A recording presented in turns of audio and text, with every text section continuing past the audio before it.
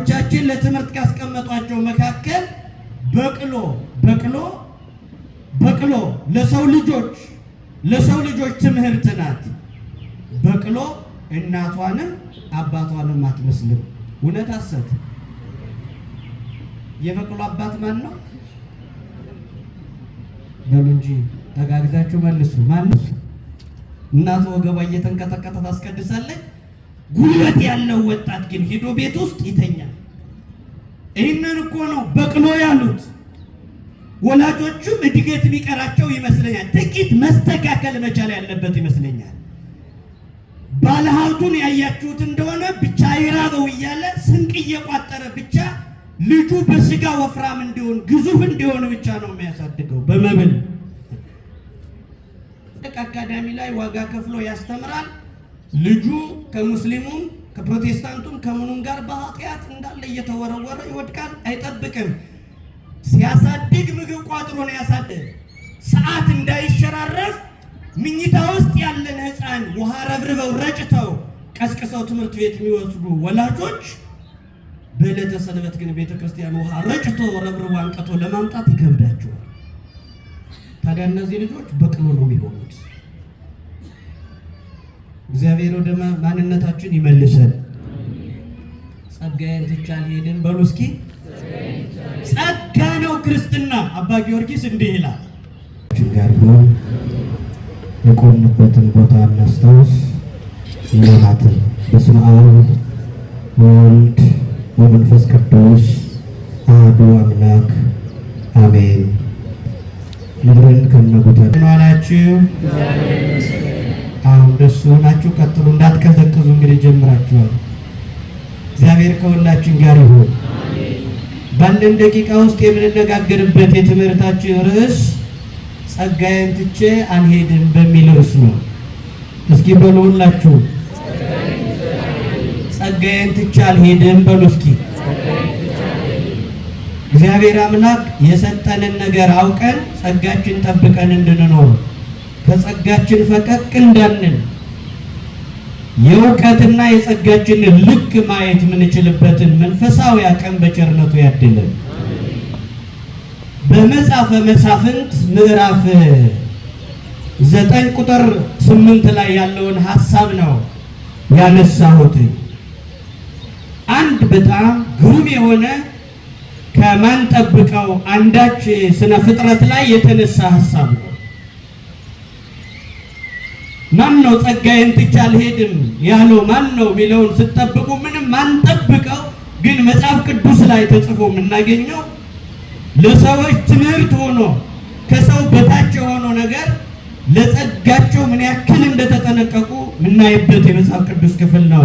መጽሐፈ መሳፍንት ምዕራፍ 9 ላይ ቁጥር 8 ጀምረን የምናነበው ነገር በጣም እዚህ ከጸጋችን ጋር መኖር እንድንችል ያለንን ነገር አክብረን መያዝ እንድንችል የተሰጠንን ነገር ያለንበትን ነገር ማወቅና መጠበቅ እንድንችል። ጸጋ ያልተሰጠው በምድር ላይ አንዳች ሰው የለም። ሁላችንንም እንደየቅርጹ መጠን ይለያያል እንጂ የተሰጡን ጸጋዎች አሉ። ሰው ሆኖ መፈጠር በራሱ ሌላ ጸጋ ስለሆነ ክርስቲያኖች ሰው ሆኖ መፈጠር አንድ ጸጋ ነው። እንዳለመታደል ሆኖ ከስጋዊ ዓይን ጋር በስጋዊ እይታ ተመልክተን ብንጠላው ኢትዮጵያዊ ሆኖ መፈጠርም ኢትዮጵያዊ መሆንም ሌላ ጸጋ ነው። ክርስቲያኖች ቀስ እያልን እናየዋለን። ሰው መሆን ኢትዮጵያዊም መሆን ሌላ ጸጋ ነው። ክርስቲያን መሆን ደግሞ የተሻለው ጸጋ ነው። ሰው ከመሆን አልፎ ክርስቲያን የሚባለው ነገር ደግሞ ሌላ ጸጋ ነው። ክርስቲያን የሚለውን ጽኑ የሆነ ጸጋ አቅልለን ነው ክቡርነቱን ባለማወቅ እንዳናጣው አምላካችን እግዚአብሔር ማስተዋሉን ያድለን። ጸጋዬን ትቼ አልሄድም። ድገሙት እስኪ አንድ ጊዜ። አዎ እያንዳንዱን ነገር ሰጥቶናል። ቤታችሁ ውስጥ ምን አለ? እጃችሁ ላይ ምን አለ? ከጤና ጀምሮ እኮ ነው ክርስቲያኖች። ልክ አሁን ዝም ብዬ እንዲህ በከንቱ ያነሳዋቸው አይደለም። እግር ያለውን በሜዳው ይቀናል፣ ፈረስ ያለውን ይመኛል፣ እግር የሌለውም ደግሞ ምን አለ እግር ያለው ባገኘው ይላል። ነገር ግን እኛም እንዲሁ እነዚህን ሰዎች አእምሯችን ምን አይነት ሰዎች ናቸው ወደሚል ይሄድብናል እንጂ በተሰጠን ነገርና ቤታችን ውስጥ እጃችን ላይ ባለው ነገር መደሰትና መርካት ካቆምን ዘመናት ተቆጥረዋል ወንድሞች እህቶች። ስለዚህ ባለን ነገር ማመስገንና ያለንን ነገር እንደ ጠጠር አሳልፈን እንዳንሰጠው። ብዙዎቹ ጸጋቸውን ባለማወቅ ከዚህ ቤት ሳያስቡት ድንገት ወጥተዋል። ዛሬ በጣም የሚገርማቸው በዚህ የትምህርታችን ርዕስ ላይ ጸጋዬን ትቼ አልሄድም ያሉትን የሥነ ፍጥረት አቅጣጫ ስንመለከት በጣም በሚገርም ሁኔታ ጸጋቸውን ትተው ላለመሄድ ሙከራ ያደረጉ ከሰው በታች የሚታሰቡ እንዲሁ እንደ ሰውኛ በቀላሉ ልናስባቸው ማንችል የሥነ ፍጥረት አይነቶች ናቸው። እግዚአብሔር በሥነ ፍጥረት የደበቀውን ምስጢርና በሥነ ፍጥረት የሚያስተምረውን ትምህርት በየትም በኩል አላደረገው። በምድር ላይ ትክክለኛው ማይሳሳት መምህር ተናግሮ ማይዋሽ መምህር የሚባለው ሥነ ፍጥረት ነው። ዓለም በተለያየ መንገድ ትመሰላለች። አባቶቻችን ለትምህርት ካስቀመጧቸው መካከል በቅሎ ለሰው ልጆች ትምህርት ናት። በቅሎ እናቷንም አባቷንም አትመስልም። እውነት ሐሰት? የበቅሎ አባት ማን ነው? በሉ እንጂ ተጋግዛችሁ መልሱ። ማን ነው? እየተሳደባችሁ ነው? እየመለሳችሁ ነው? እናቷ ማን ናት? ይሄ ይሻላል። አባቷ አህያ፣ እናቷ ፈረስ። አሁን በቅሎ መልኳ ማንን ነው የምትመስል? አባቷን ነው እናቷን ነው? ማንን ነው? አቤት፣ ወደ እናቷ ናት።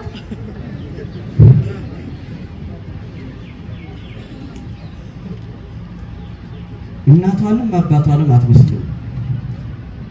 እናቷንም አባቷንም አትመስልም። ሌላ ናት። ያውም ስሟ ራሱ እኮ በቅሎ ማለት የበቀለ ማለት ነው። በቅሎ ማለት የበቀለ ምን ማለት ነው? አባቱንም እናቷንም አትመስል፣ በቃ መካከል ላይ የበቀለች ማለት ነው። በቅሎ ማለት ምንም አትመስልም። እንዲያውም ሲናገሩ ጨምረው በቅሎ አትወልድም። ምን አትልም? የሚወልድም አትወድም። ምንም ይልም አትወድም፣ አትወልድም፣ የሚወልድም አትወድም። በእኛ ሕይወት ውስጥ ነው የሚያመሳስሉት። የእኛ ወላጆች የቀደሙት በሃይማኖታቸው የነበሩት ዋኖቻችን ወላጆቻችን በእምነት የወለዱን በስጋም የወለዱን ታላላቆቹን ስታስቧቸው የእኛን ሕይወት ከነሱ ጋር መለካት ስትጀምሩ ባዶ ይሆናል፣ እንደ በቅሎ ይሆናል።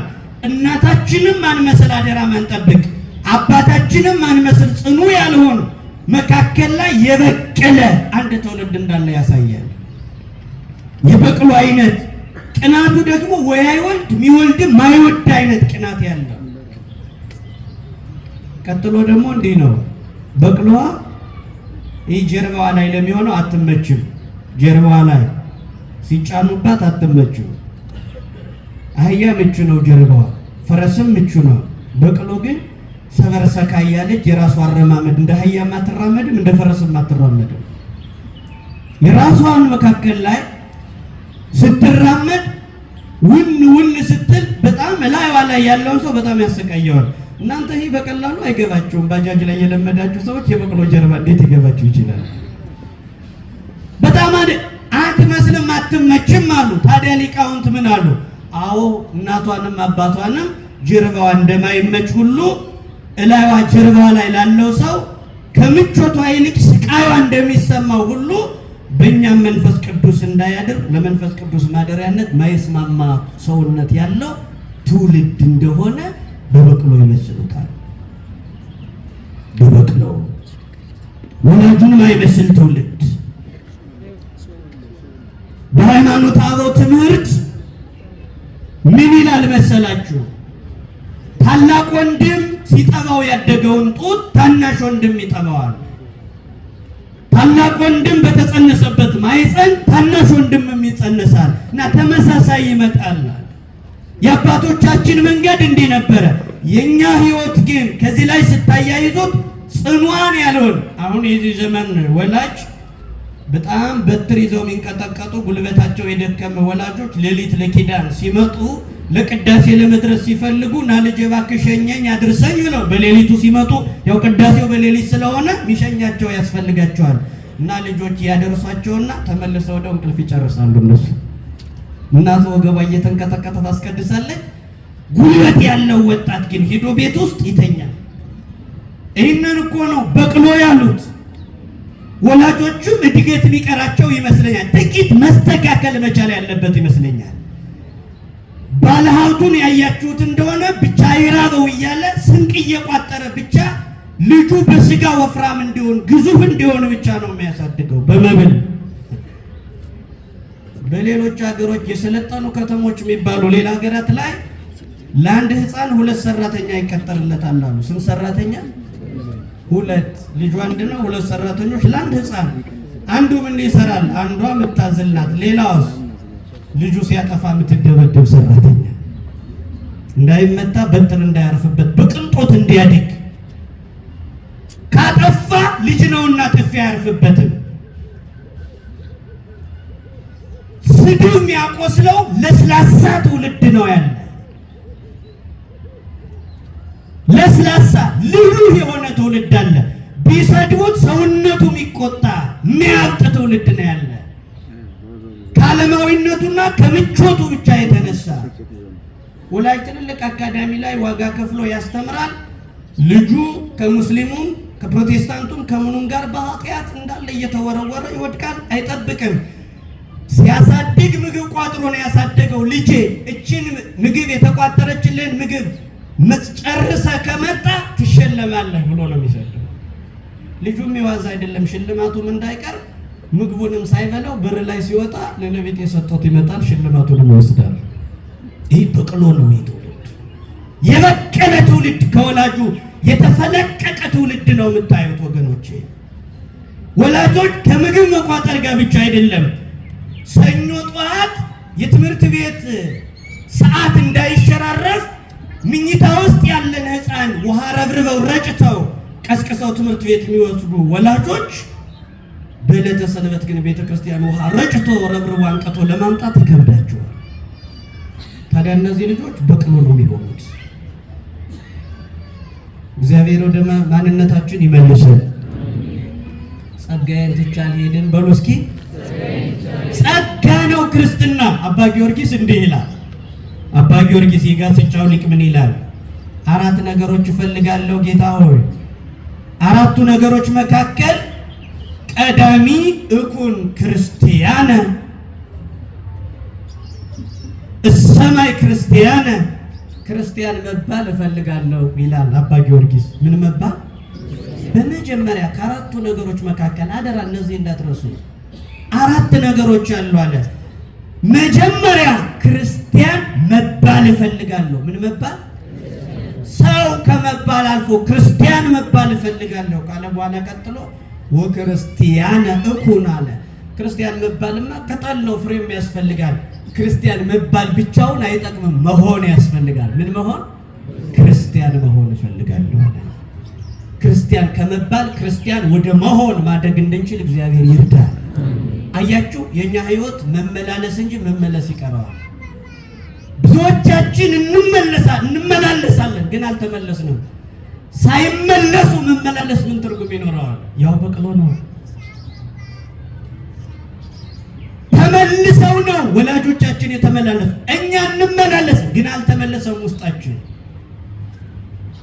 ክርስቲያን መሆን አለ። ቀጠለና ምንስቲ ወክርስቲያነ አአም ይላል። ክርስቲያን ሆኖ መዋል በምስኪ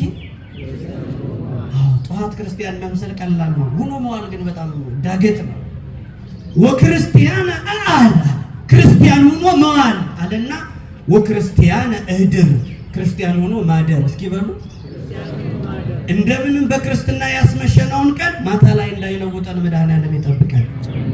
አዎ ቀኑ እስኪመሽ ድረስ ከጸጋችን ጋር ልንሆን እንችላለን።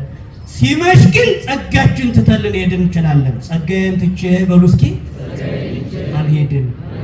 እግዚአብሔር ከዚህ ክርስቲያናዊ ጸጋ እንዳንወጣ በቸርነቱ ይጠብቃል።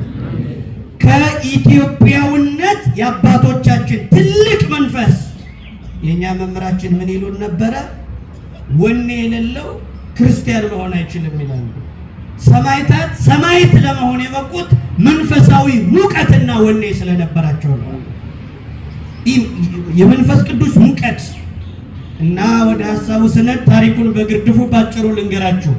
ኦሪት መጽሐፈ መሳፍንት ምዕራፍ 9 ላይ ነው የጠቀስነው። ነገር ግን ኦሪት ማለት መሳፍንት ምዕራፍ 6 ጀምራችሁ ሙሉ ታሪኩን አንብቡት። ታሪኩ እንዲህ ይላል። የእስራኤል ልጆች እንደገና በእግዚአብሔር ፊት ክፉ ስራ ሰሩ ይላል። ምን ሰሩ? ክፉ ስራ ሰሩ። ኃጢአት ሲሰሩ እግዚአብሔር ተዋቸውና ለ7 ዓመት ለጠላት ሰጣቸው። በጠላት እጅ 7 ዓመት ተላልፈው ተሰጡ።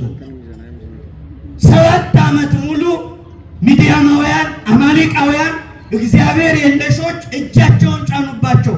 በእግዚአብሔር ሕዝቦች ላይ ኃጢአት መስራት፣ ጸጋቸውን መርሳት ሲጀምሩ የእስራኤል ልጆች ለ7 ዓመት መከራ ውስጥ ገቡ። እቺ 7 ዓመት እስክታልፍ ድረስ ንቅንቅ አይሉ፣ ፈውስ የለም። የግድችን 7 ዓመት ይጠብቃሉ። ለምን? የፈተናው ጊዜ የሚያልፍበት የራሱ ጊዜ እድሜ ያለው። ሌሊቱ ያለ ሰዓቱ አይነጋም። የግድ መጠበቅ አለብን 12ቱን ሰዓት። በሕይወታችሁ ውስጥ ያሉ ፈተናዎች እግዚአብሔር ያውቃቸዋል። እነዚህ በእግዚአብሔር የተለኩ 12 ሰዓቶች የጨለማው ደቂቃዎች እስኪጠፉ ድረስ እግዚአብሔር ይጠብቀናል። እኛ ተስፋ ቆርጠን ይህን ነገር ተመልሼ ማሰብ አንችልም ብለን የተስፋ መቁረጥ ጫፍ ላይ ስንደርስ የኛ የተስፋ መቁረጥ ጫፍ ላይ እግዚአብሔር ስራ የሚጀምርበት ይሆናል በሕይወታችን ውስጥ። 7 ዓመት በመከራ ውስጥ ናቸው። በመከራ ያሉ ሰዎች እየሰማ እግዚአብሔር ዝም ይላል። ለምን? መከራ በክርስትና ሕይወት ያጠራናል፣ ያነጻናል። ዝም ይላል እግዚአብሔር። ፈተና ውስጥ ያለ ሰው አይወጣም። በትምህርት ቤት በፈተና ውስጥ ያለም ተማሪ ራሱ ደውሎ አይወጣም። ራሳቸው ባለቤቶች እስኪደውሉት የግድ ይፈልጋል። ራሱ ደውሎ መውጣት ቢቻል ኑሮ የዚህ ዘመን ሰነፍ ተማሪ ምን ሰዓት ደወሉን እንደሚመታው ታውቃላችሁ። ጊዜው እስኪያልፍ ድረስ ይጠብቃል ወገኖቼ። ደወል መምታት ለተማሪው አይደለም፣ ለተፈታኙ አይደለም። የመከራችን ደወል እኛ ከዛ ፈተና እንድንወጣ እግዚአብሔር እስኪነካው የግድ ያን ሰዓት እንጠብቃለን። አያችሁ፣ እዛው ክላስ ውስጥ ሆነን የመከራው ክላስ ውስጥ ሆነን እንጠብቃለን እግዚአብሔርን። አንድ ቀን እግዚአብሔር ይመታዋል ያን ደወል። ሰዓቱ ሳይደርስ አይነካው። መከራውን እንድንችለው የሚያደርግ ጉልበት ግን እግዚአብሔር ይሰጣል። አሁንም እግዚአብሔር ከመከራ ብናመልጥበትን አቅም በቸርነቱ ያድለን። ወገኖቼ እስራኤላውያን 7 ዓመት በባርነት ወደቁ። ከዚህ በኋላ ተመለሱና ጌታ ሆይ የጠላት እጅ ሰልችቶናልና በምሕረት ዓይንህ እየን ተመለስልን አሉት። ይቅር በለን አሉት። እግዚአብሔር ይህን ሕዝብ ይቅርታ የጠየቀውን ሕዝብ ለንስሐ ሲመለስ እግዚአብሔር ወደ ሕዝቡ ተመለሰ። እግዚአብሔር እኛ ስንመለስ በቸርነቱ ይመለሳል። ተመልከቱ ወገኖቼ፣ አንድ ኃጢአተኛ ሰው በኃጢአት ያለ ሰው ወደ እግዚአብሔር አንድ እርምጃ ሲመጣ እግዚአብሔር 2 እርምጃ ተምዘግዝጎ ከኛ ይደርሳል። ኃጢአተኛውን ነው እግዚአብሔር የሚፈልገው። በእናንተ ሕይወት ውስጥ ኪሳችሁ ካለ 1,000 ብር ይልቅ ጠፍታ የተገኘች 100 ብር ምንኛ ታስደነግጠናለች መሰላችሁ?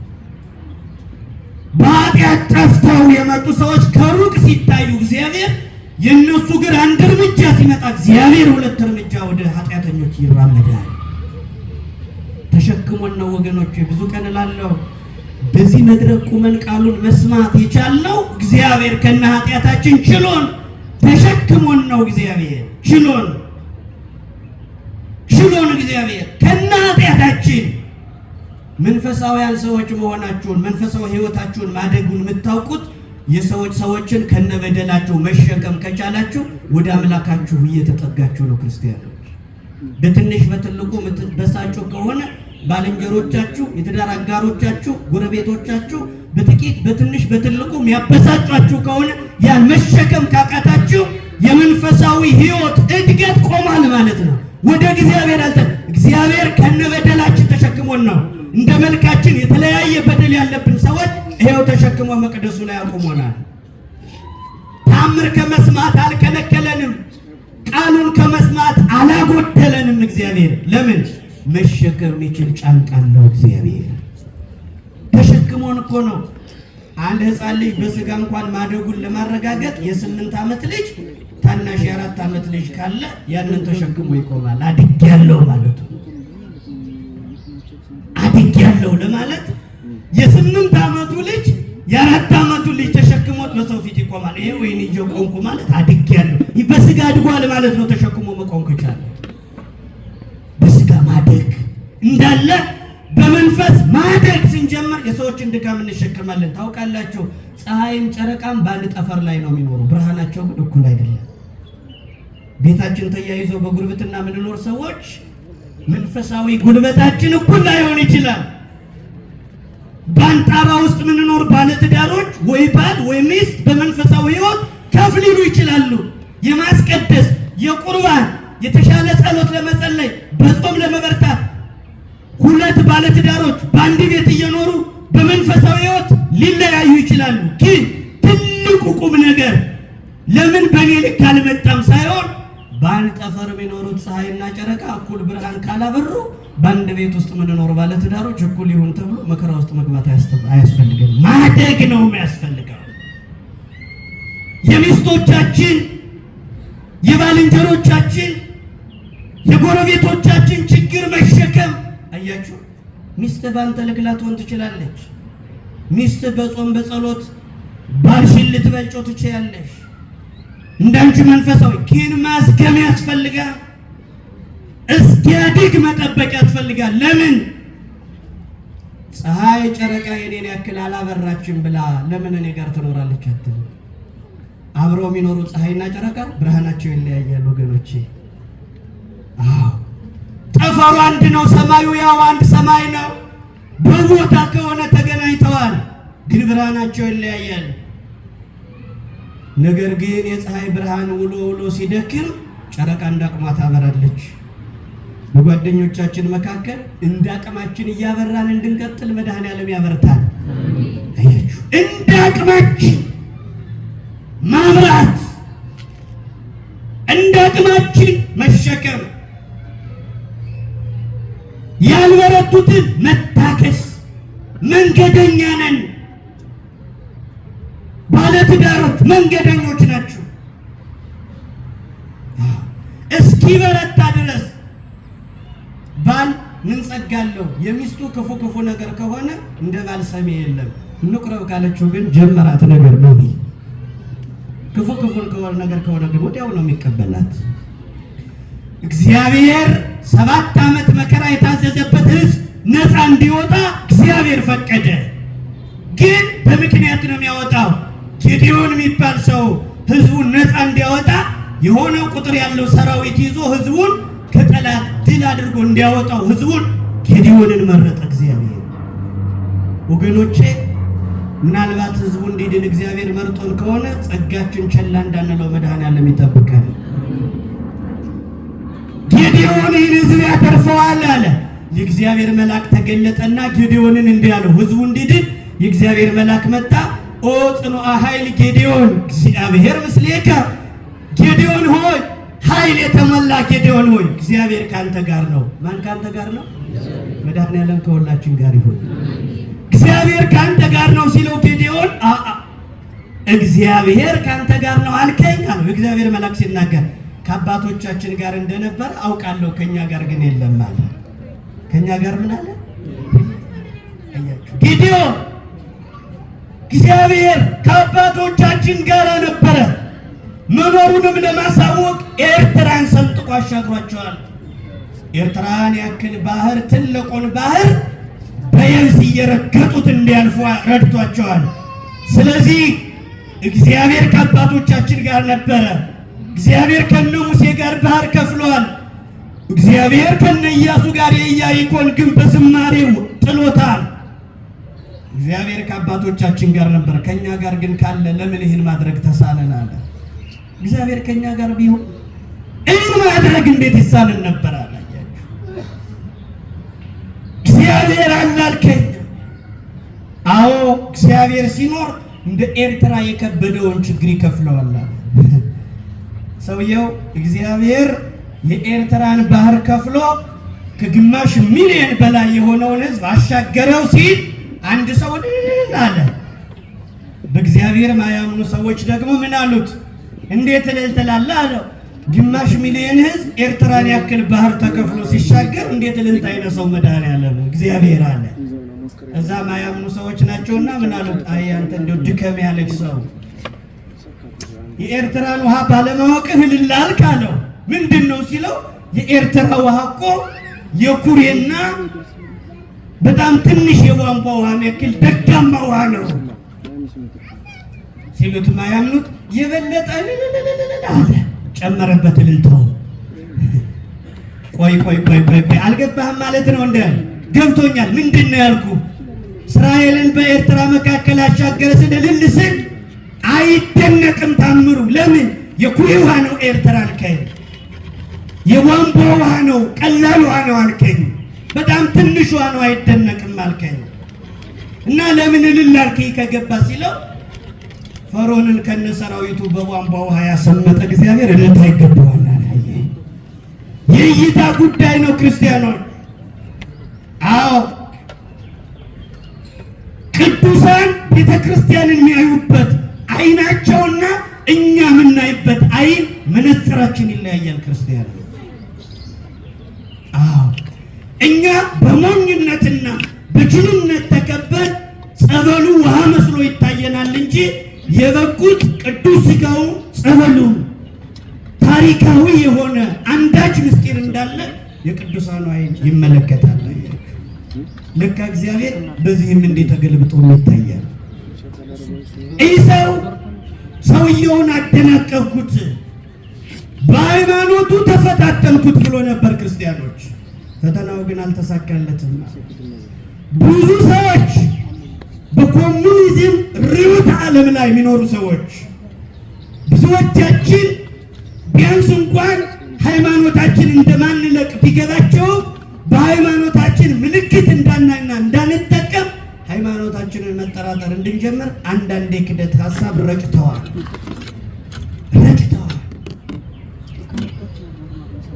እግዚአብሔር የለም ይላል ሰውየው። ሀብታም ነው፣ ብዙ ድርጅት አለው፣ ሰራተኛ ሰብስቦ ያሰራል። እግዚአብሔር የለም ብሎ የሚያምን ሰው ነው። ሀብት ግን አለው። ሰራተኞችን ስቃይ ያሳያቸዋል። ለምን? መልካም እንዳያደርግላቸው እግዚአብሔር የለም ብሎ ስለማያስብ፣ የለም ብሎ ስለሚያስብ መልካም ከማድረግ ሁሉ እጁ ተከልክላለች። ስለዚህ ያሰቃያቸዋል። የቀጠረው ጥበቃ ሰራተኛ ማለዳ እየተነሳ መሳሪያውን ተደግፎ ጸሎት ዘወትር አንስቶ ይጸልያል። ታዲያ ይህ ሰው እግዚአብሔር የለም የሚለው ባለሀብት ይናደዳል፣ ይበሳጫል። አንድ ቀን ለምንድን ነው ሁልጊዜ ሳይ ይህንን መጽሐፍ ይዘህ ትጸልያለህ? ምን እየሰራ ነው ሲለው፣ አይ አንተ ያስታጠቀኝ መሳሪያ ሳይሆን ነፍሴንና ስጋዬን የሚጠብቃት ይህ ጸሎት ነው። እንዴ ጭራሽ እንዴት ትመጻደቃለህ? እግዚአብሔር የለም የሚለው እግዚአብሔር የለም አልከኝ? አዎ። እርግጠኛ ነህ የለም እግዚአብሔር? አዎ። የለም። እርግጠኛ ነህ? አዎ። እና ታዲያ እግዚአብሔር ከሌለ እንዲህ እያሰቃየኸኝ የታገዝኩህ እግዚአብሔር አለ ብዬ ነው እንጂ ከሌለማ አንተን በጥይት መምታት ነው ብሎ ሰውየውን መታ። ወገኖቼ እግዚአብሔር የለም የሚሉ የተራቀቁ የሚመስሉ ሁሉን ነገር ትተው የወጡ ወጣው አረካ ብለው ውስጥ ያሉትን ለማስወጣት ከጸጋቸው ለማፈናቀል ደፋ ቀና የሚሉ በጣም ቁጥራቸው ብዙ ነው። ጸጋዬን ትቼ አልሄድም እስኪ በሉ። ከጸጋችን እንዳንጎል መድኃኒዓለም ይጠብቀን። ወገኖቼ ጌዲዮን ከአባቶቻችን ጋር እግዚአብሔር ነበር ኤርትራን ሲከፍል ኢያሪኮን ሲንድ እናውቃለን። እኛ ግን በጠላት እጅ መከራችን ስንበላ እግዚአብሔር ቢሆን ኑሮ ለምን የተሳነናል? እግዚአብሔር ሰራዊት ምረጥና ሰራዊቱን ይዘህ ህዝቡን ነፃ አውጣ ብሎሃልና ሂድ ወደ ጦርነት ሲለው መስዋዕት ሳልሰዋና ምልክት ሳላይማ አልሄድም አለ ጌዲዮን።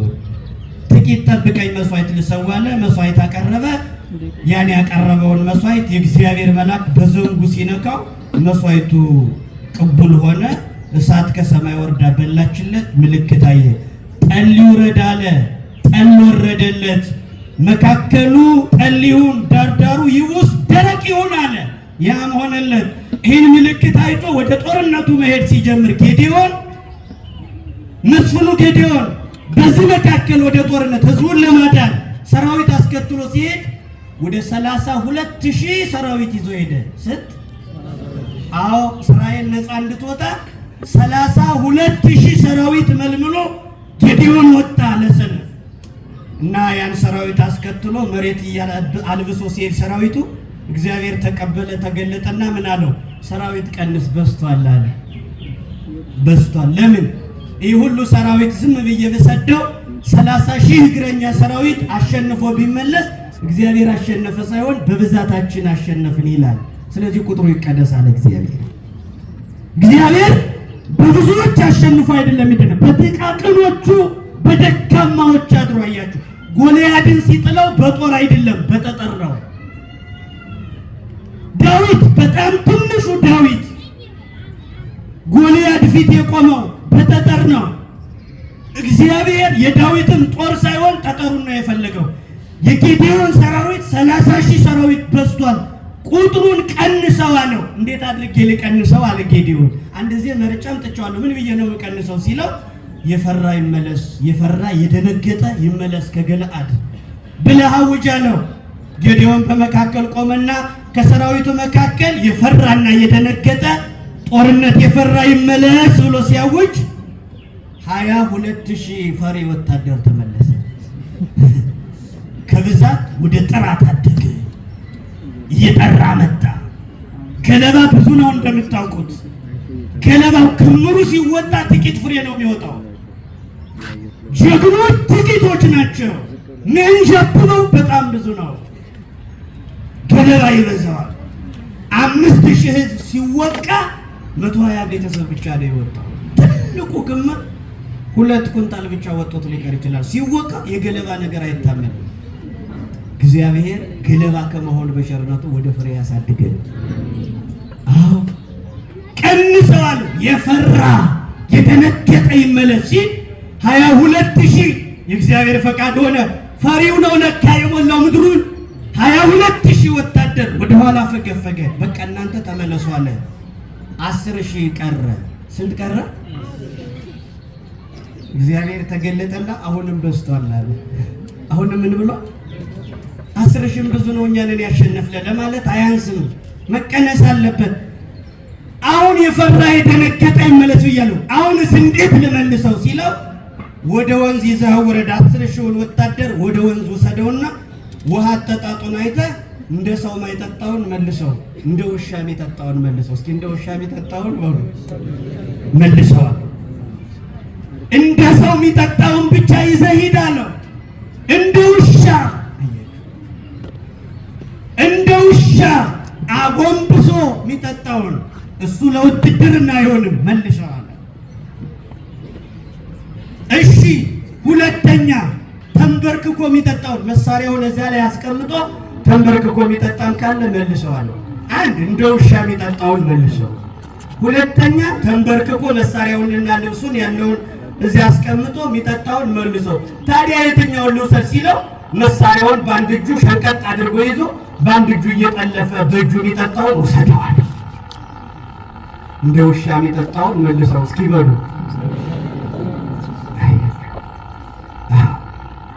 ከኋላ ያለው ወገኖቼ፣ ከኋላ የተመለሰው የፈሪዎች የአገልጋዮች ምሳሌ ነው።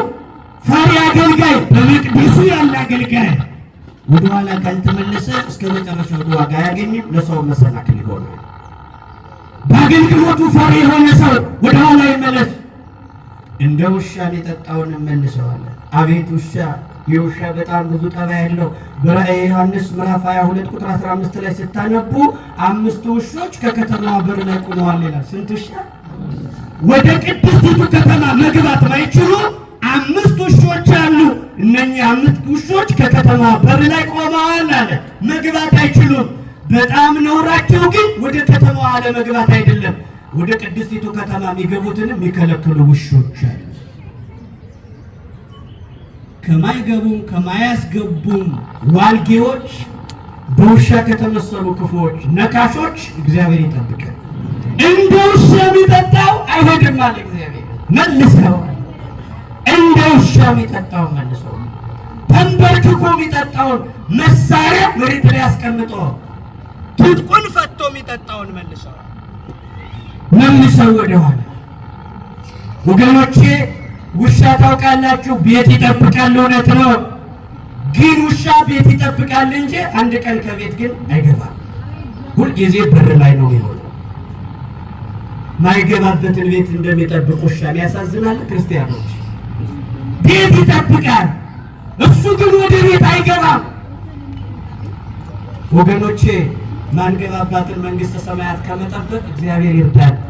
እንደ ውሻ መሆን ነው ማንገባባት መንግስት ላይ በከንቱ ተስፋ ማድረግ፣ እንደ ውሻ መሆን። እንደ ውሻ ያለውን መልሰዋል፣ እንደ ሰው ማይጠጣውን መልሰዋል።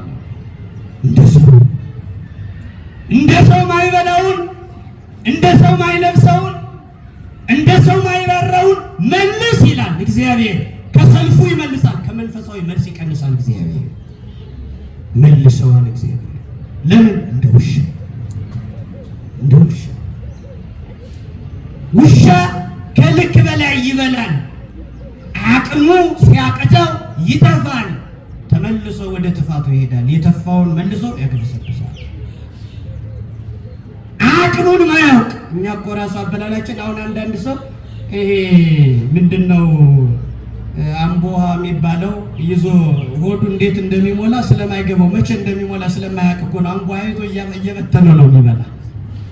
በቃ እንዴት እና የት ላይ እንደደረሰ ራሱ ጠጋውን ማያውቅ ሰው እኮ አለ ታውቃለህ። እንዲያው ውጥርጥር ብሎ ሰውየው ትንትን እያለው መጣሁ እያለው ወደፊት ሲሰቃይ ጓደኛው አየውና በቃ አንድ ብርጭቆ ውሃ ጠጣበት አለ ወደ ኋላ እንዲረጋጋ ሲለው አይ አያስጨምርም እንጂ ቢያስጨምርማ ከውሃው ይልቅ አንድ ሙዝ ነበር ጨምሮበት። ውሻ እየተጨነቀ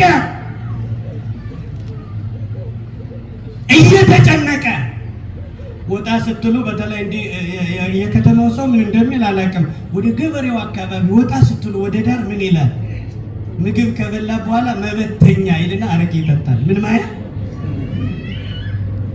ለምን ሰበሰበው? የሚበትነው ከሆነ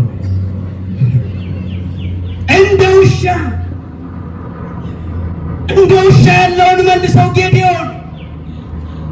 አዎ እንደ ውሻ ጎንብሶ የጠጣውና መሳሪያውን መሬት ላይ አስቀምጦ የጠጣው ሲታይ ከ10,000 ሰዎች 300 ብቻ ቀረ። እንደ ሰው የጠጣው 300 ብቻ ነው። አሁን ከኛ መካከል እንደ ትክክለኛ ሰው የሚኖረው 300 ይሆን 3000? እግዚአብሔር አምላክ እንደ ውሻ ከመሆን ይጠብቃል። አዎ አለው እንደ ውሻ 300 ሰው ብቻ።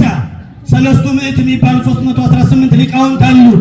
መናፍቃንን ብዙ ነገር ቤተክርስቲያንን የጠበቁ ሊቃውንት። በዚያ ልክ መጣ ጌዴዎን 300 ሰራዊት 300 ብቻ ሲቀር ከዚህ በኋላ ያሉትን ይዘክዳል እግዚአብሔር። 300 ወታደር ይዞ ሄደ። እስራኤልንም ድል አደረገ። እስራኤልን ድል አድርጎ በፈተና አልፎ ጌዴዎን ሕዝቡን ነፃ አውጥቶ ለቤት ይህን ካየ በኋላ ጌዴዎንና ሰራዊቱ ከላይ ተራራ ላይ ትልቅ ረዥም ተራራ ላይ ነው የተሰለፉ። እነዚህ ደግሞ ታች ላይ ያሉት ደግሞ የሚዲያን ሰዎች አማሌቃውያን ጠላቶቻቸው ከተራራው ግርጌ ናቸው። እነ ጌዴዎን ተራራው አናት ላይ ናቸው። ችቦ ያበራሉ። ምን ያበራሉ? በጣም እየጨረስኩት ነው፣ ተከታተሉ። እግዚአብሔር ከሁላችሁ ጋር ይሁን። ክርስቲያኖች አርሱን አድርሰው እየጨረስኩት ነው። ጌዴዎን ተራራው ላይ ሆኖ ችቦ ባዶ ማሰሮ ችቦ ያዙበት። በባዶ ማሰሮ ነጋሪትን የምቱ ስላችሁ ትመታላችሁ አለ። መብራት ያበራሉ። በእስራኤል ታሪክ በጣም የሚገርም አንድ ጊዜ ልክ እንደዚህ ተራራ ለጌዴዎን እንደተሰለፉበት ተራራ በጣም በቁጥር ትንሽ የሆኑ ሰራዊት እታች ጠላት ስላሉ ተራራው ላይ አንስተው መብራት እያበሩ ይወርዳሉ። ተራራው አናት ላይ ያሉት መብራት እያበሩ ወደ ታች ይወርዳሉ። መብራቱን ያጠፉትና እነዚያው ራሳቸው መብራት አጥፍተው ወደ ተራራው አናት ይወጣሉ። ራሳቸው ናቸው የሚወጡት። ሲመለሱ መብራት አብርተው ይመጣሉ። ሲመላለሱ አደሩ። ይህ ሁሉ ሌሊቱን ሙሉ ሲመላለስ ያደረ ሰራዊት እኛን ቢያገኘን ይምረናል ብሎ ሳይታገል ወደቀ። ሳይታገሉ መጣል። ተመልከቱ። አያችሁ፣ አንድ ሰው እኮ በጣም ጥቂት ናቸው እኮ፣ ግን መብራቱን አብርተው ይወርዳሉ፣ መብራቱን አጥፍተው ይወጣሉ። ሲወጡ ሲወርዱ ሳይወት ፈርተው ለቀቁላቸው። ጌዲዮን ከተራራው ሲወርድ ከተራራው ከፈራህ አንድ ብላቴና አስከትልና ያን የጠላት ሜዳ እንቅልፍ ተኝቷልና ሂደ ሰልለው አለው። ጌዲዮን ብቻህን ከሆን አንድ ብላቴና አስከትለህ ሂድ ተባለ። ሲፈራ ጌዲዮን አንድ ብላቴና አስከትሎ ወደ ተራራው ሲሄድ፣ ወደ ተራራው ግርጌ ሲሄድ አንድ ሰው ከጠላቶቹ መካከል ህልም አይቶ ህልም ሲፈታለት ደረሰ። ህልም አይቷል እና ከጠላቶቻቸው መካከል ነው። ጌዲዮን ተራራው ሲወርድ ምን አለው? ዛሬ በህልሜ ይገርምሃል ይላል። ከአሕዛብ ወገን የሆኑት የሚገርም ህልም አየዋል። ምንድነው ያየው ሲለው አንዲት የገብስ ጠረሾ፣ ምን አልኳቸው? የገብስ እንጎቻ ማለት ነው። ጠረሾ ብዙም ግልጽ አይደለም። አንድ የገብስ እንጎቻ ከተራራው ላይ ተንከባላ ስትወድቅ የኛን ድንኳን ስትገፈትረው ድንኳኑም ለመውደቅ ሲንገዳገዳዩ። እንዴት አይነት የገብስ ጠረሾ ናት! ያን የአሕዛብን ድንኳን የምታነቃንቅ። አቤት እግዚአብሔር ምልክት አሳየ። በሌሊት ተኝቶ ጌዲዮን እንደሚያሸንፍ ያ የአሕዛብ ህልሙን አየው። በሌሊት ተኝቼ ግሩም የሆነች አንዲት የገብስ ጠረሾ እንጎቻ ወርዳ ድንኳናችን ስትመጣው ድንኳናችን እሰበር እያለ ሊወድቅ ሲንገዳገዳ ይወጣል። ያኛውም ሰማውና ትርጉሙስ ምን ሊሆን ይችላል ሲለው፣ አይ እንግዲህ ገብስ የደጋ ምግብ ነው፣ ጌዲዮንም አገሩ ደጋ ነው።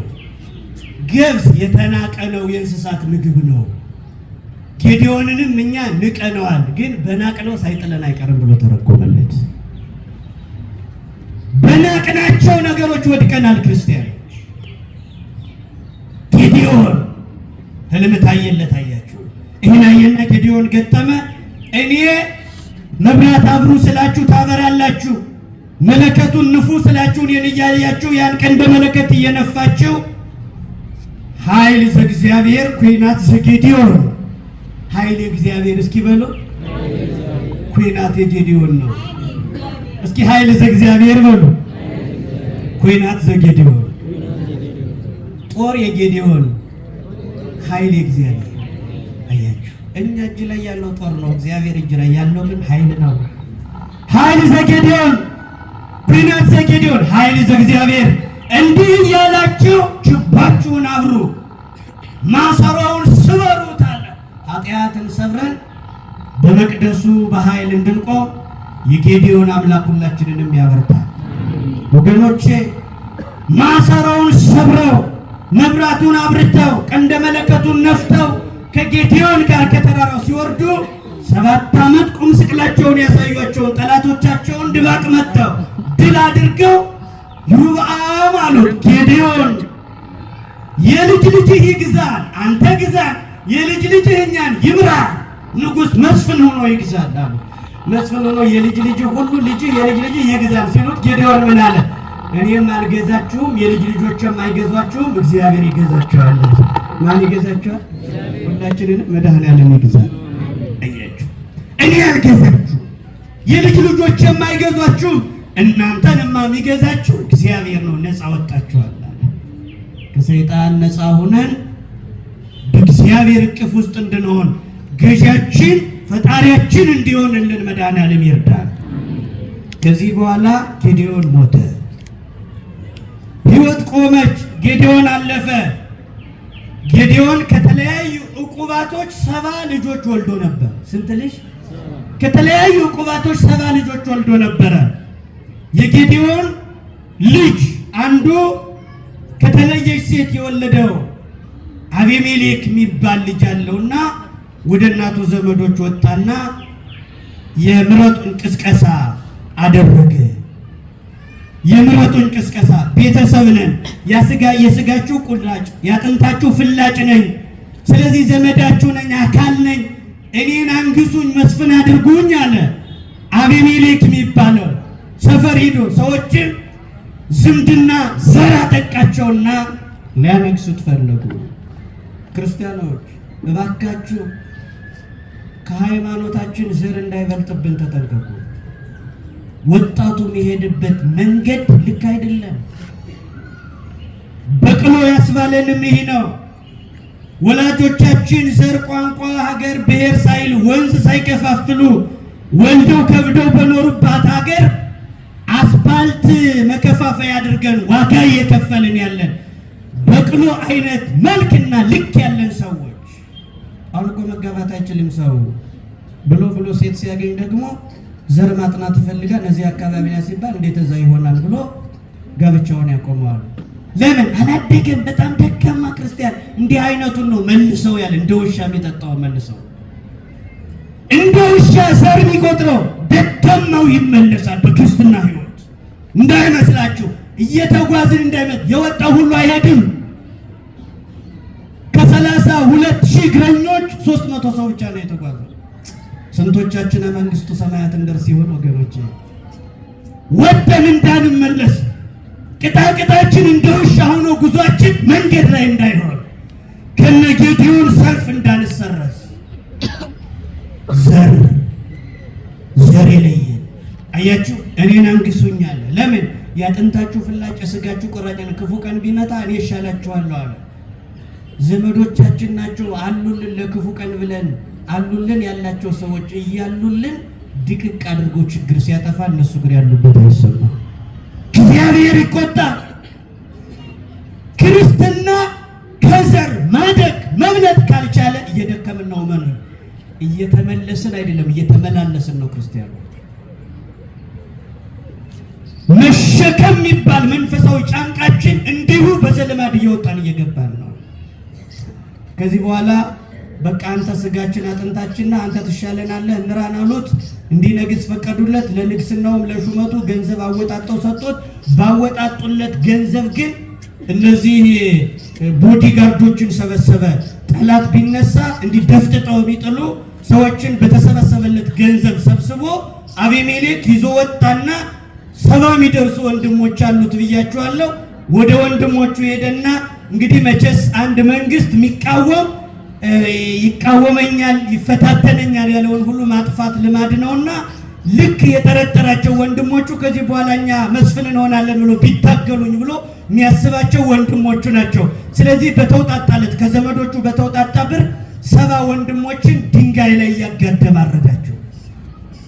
ምን በደል የለባቸው። 70 ወንድሞቹ ድንጋይ ላይ እያጋደመ ገደላቸው።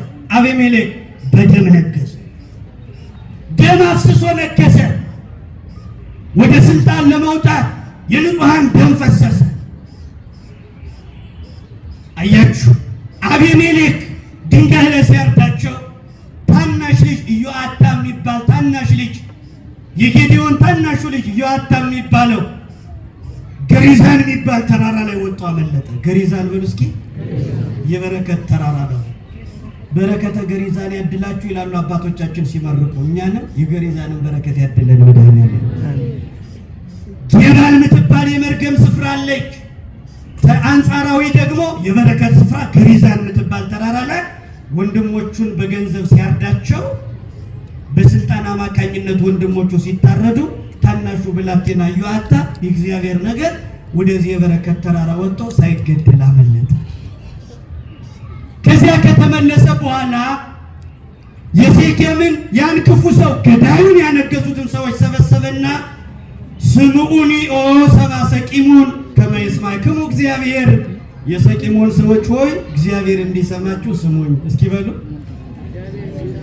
ማን እንዲሰማችሁ? እግዚአብሔር እንዲሰማችሁ ስሙኝ። አዳም እግዚአብሔርን ሲሰማ አራዊት ያደምጡት ነበረ፣ አይነክሱትም። ለእግዚአብሔር አላደምጥም እግዚአብሔርን አልሰማም ሲል አራዊት አውሬ ሆኖ ተነሱ። እግዚአብሔር እንዲሰማችሁ ምን በሉኝ? ስሙኝ አለ። ቀጥል እንሰማሃለን አሉት። ከሞት የተረፈው ከጥላ ያረፈው የጌዲዮን ብቸኛው ልጅ ኢዮአታም ስሙኝ አለ። በምሳሌ ልነግራችሁ ነው አለ። እጽዋት ተሰብስበው ንጉሥ ማንገስ ፈለጉ አለ። እነማን ተሰበሰቡ አለ?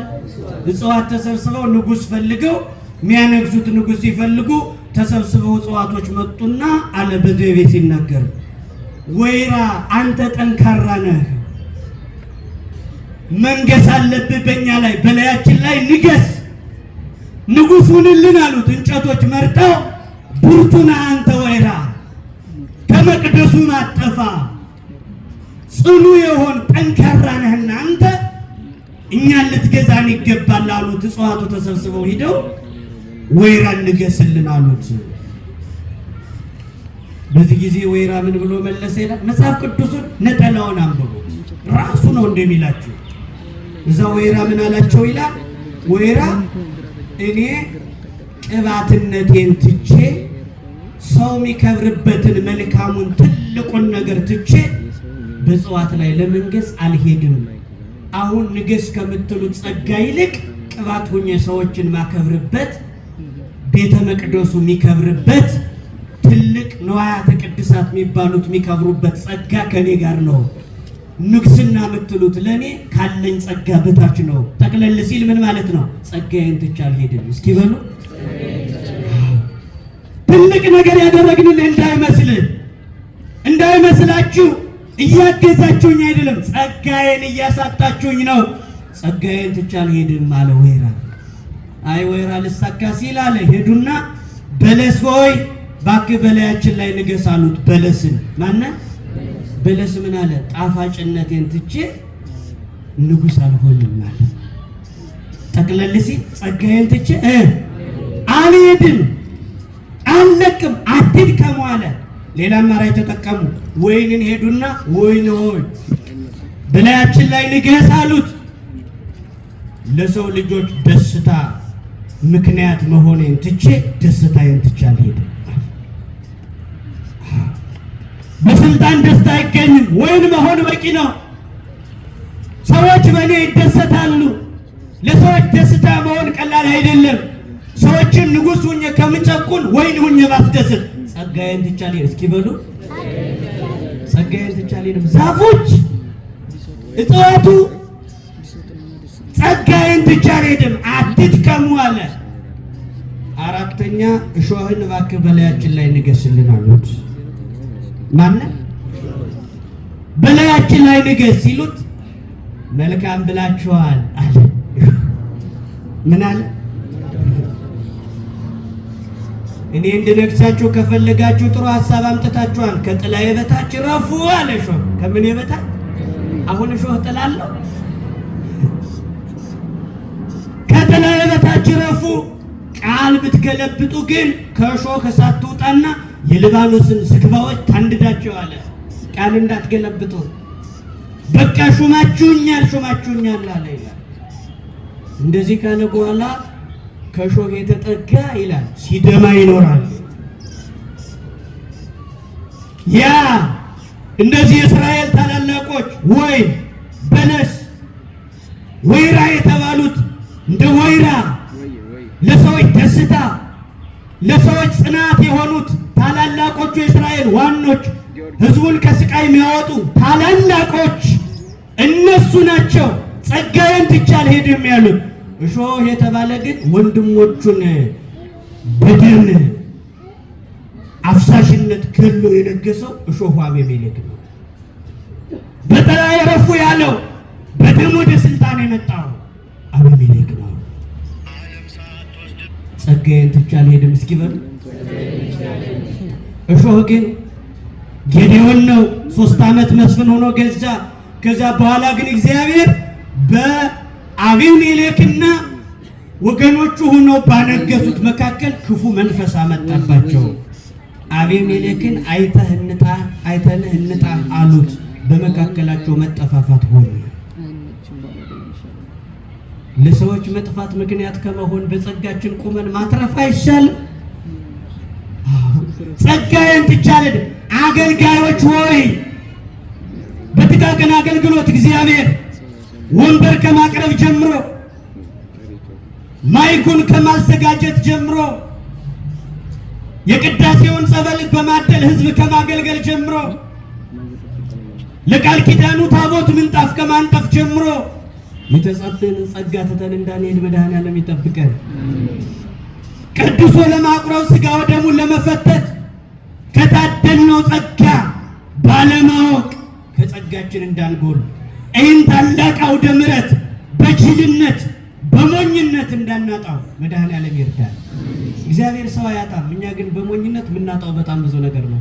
ጸጋችን አክብረን ባለመያዛችን እግዚአብሔር ለናቅናቸው ሰዎች ጸጋችን አሳልፎ ይሰጠዋል። ትዳራችሁን አጥብቃችሁ ያዙ። ምንኩስና የእናንተ ጸጋ ላይሆን ይችላል። በትዳርም ውስጥ ሰማዕትነት አለና የእናንተን ጸጋ ትዳርነታችሁን ትታችሁ ገዳም ሂድ ልቀቀው የሚለውን ልቡናችሁን አዘው በትዳራችሁ ቆሙ። ለምን? የእናንተ ጸጋ ምንኩስና ሳይሆን ትዳር ነው። አዎ መነኮሳት ባሉበት ጸጋ መቆም ነው የሚሻለው። በቅድስና ያሉት ያን የምንኩስና ያን የድንግልና ትልቁን ጸጋ ትተው መውረድ አይጠበቅባቸው። ባሉበት መቀደስ፣ ባሉበት መጽናት፣ ጸጋን ተጠንቅቆ መያዝ፣ ጸጋን ትቶ ላለመሄድ የጸጋን ጥቅምና ያለንን ነገር ማወቅ። እናንተ ቤት ላይ ያለው በጣም ትልቅ ነገር ነው። ከምትቀኑበት ሰው ላይ ካለው ይልቅ እናንተ እጅ ላይ ያሉ በጣም ብዙ ጸጋዎች አሉ። አያችሁ፣ ወይንን ያስመሰግነው ለሰው ደስታ መሆኔን ትቼ አልሄድም። እንደናታ ባለማወቅ ብዙዎቹ ትዳራቸውን ትተውታል። በሞኝነት አፍርሰውታል። ሞኝ 3 ጊዜ ነው የሚጎዳው። ስንት ጊዜ? መጀመሪያ ሞኝ የሆነ ቀን፣ ቀጥሎ ሞኝነቱን ጎረቤት ሲያውቅበት፣ ሶስተኛ ሞኝ መሆኑን አውቀው ሲያሞኙት ይሞኛል። ድቅቅ አድርገው ሽፍቶች አንዱን ሞኝ ድቅቅ አድርገው ገረፉት። እጃቸው እስኪዝል ገረፉትና ከድካም በኋላ ኪሱን ሲፈትሹት 5 ብር ሰበር ምትል 5 ብር ብቻ አገኙበት። እውነትም ሞኝና ጅልና አንተ ለ5 ብር ብለህ ነው እስከዚህ የምትጠብቅ ሲሉት፣ አይ 500 ብር ከጫማ ይወጥ ደብቅ ያለው እሷን እንዳትወስዷት ይሆናል። ሞኝ እኮ እንዲህ ነው የሚሆነው። ሞኝ እንዲህ ነው። አጥብቃችሁ ያዙ እንዳትለቁት። ሳይገባን የወረወር ነው ይበዛል። አሜሪካው አንድ ቻይናዊ መጽሐፍ የማንበብ ልምድ ያለው ሰው መጽሐፍ ያነባል። አንድ ታዋቂ ደራሲ የደረሰውን መጽሐፍ እያገላበጠ ሲያነብ መጽሐፉ ምን ይላል? ጥቁር ባህር አካባቢ በጣም አንድ ታምረኛ ድንጋይ አለ። ይሄ ድንጋይ የነካው ሁሉ ወርቅ ይሆናል ሚል አነበበ። ምን ይሆናል? ድንጋዩ ልብሴን ከነካው ወርቅ ይሆናል፣ ቅጠሉን ከነካው ወርቅ ይሆናል። መጽሐፉን ክድን አድርጎ አስቀመጠ። ወርቅ ከተገኘ መጽሐፍ ጋር ማን አይኑን ያጠፋል አለ።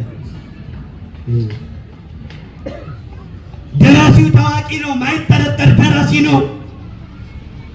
አዎ ያን ውሃ ፈልጎ አገኘና ድንጋዮች ከበዋል። ብዙ ድንጋዮች አሉ። ድንጋዩ ከሌሎቹ ድንጋዮች የሚለየው ትኩስ ነው ሚል ነው መጽሐፉ ላይ ያነበው። ድንጋዩ ትኩስ ነው። ምንድነው? ድንጋዩ ትኩስ ድንጋይ ነው። ከሌሎች ድንጋይ ቀዝቃዛ ድንጋዮች አሉ፣ ይህኛው ድንጋይ ግን ትኩስ ነው ሚል ነው ያነበው። ይህ ትኩስ ድንጋይ ነው ያለ ማግኔት ሙሉ ድንጋዮችን እየወረወረ ወደ ባህር መጣል ጀመረ። ሲያነሳ ሲወረውር ድንጋዮች ቀዝቃዛዎች ድንጋዮች ይበዛሉ። እየወረወረ እጁ እስኪዝል ቀኑ አቅቶት ቀኑ ሲመሽ ሄዶ ይተኛል። ነገ ይነሳል፣ ድንጋይ ይወረውራል። ነገረ ስራው ሁሉ ድንጋይ መወርወር ሆነ። ለምን?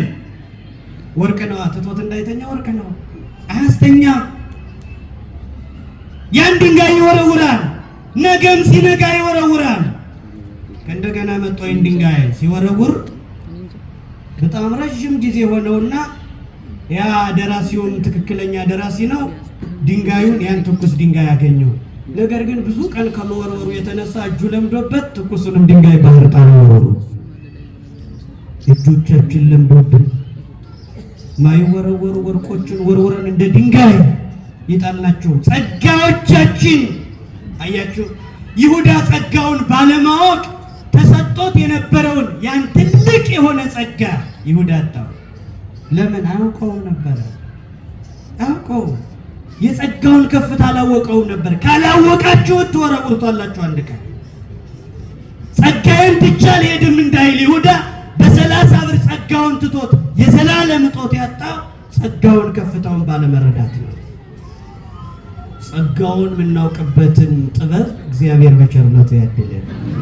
ትቼ አልሄድም አለ ቅዱስ ጳውሎስ የሚጠቅሰው ሀደገኒ ዴማስ ወሆረ ተሰሎንቄ ወአፍቀሮ ለዝንቱ ዓለም ዘይእዜ የዛሬውን ዓለም ወዶ ዴማስ ጥሎኝ ወደ ተሰሎንቄ ኮበለለ ይላል። ለምን? ጸጋውን ትቶ ሄደ። ጳውሎስን የሚያክል ሐዋርያ ትቶት ሄደ። ለምን? ከዚህኛው ጸጋ ይልቅ ኤፌሶን ላይ ማለት ተሰሎንቄ ላይ ያለ እቺ ተሰሎንቄን ምሁራኑ ሲገልጧት ምን ይላሉ? ተሰሎንቄ ዓለም ናት። እንዲህ ካሉ በኋላ ሲተረጉሙ እንዲያውም በተሰሎንቄ የሚኖሩ ሰዎች ግብዣ ለመገባበዝ ደስ ሲላቸው የሚጋብዙ ሚስቶቻቸውን ነው ይባላል። ምኖቻቸውን ነው? በቃ ደስ ብሏቸው ወይን ሌላ መጠጥ የመጋበዝ ያክል በዚህ ፈንታ የሚጋብዙት ሚስቶቻቸውን ለሚወዷቸው ሰዎች ይጋብዛሉ። እግዚአብሔር ከዚህ ይጠብቀን። ተሰሎንቄ እንዲህ አይነት ተመግቡ ከተማ ናት። የተሰሎንቄ ደም ግባት ጸጋውን እንዲረሳ አደረገ። ወገኖቼ ጸጋዬን ትቼ አልሄድም እስኪ በሉ። ብዙዎቹ ወንድሞች እዚህ መድረክ ላይ እድል ተሰጧቸው እግዚአብሔር እንዲገባቸው አድርጎ በዝማሬ መድረኩን ቁልፉን የሰጣቸው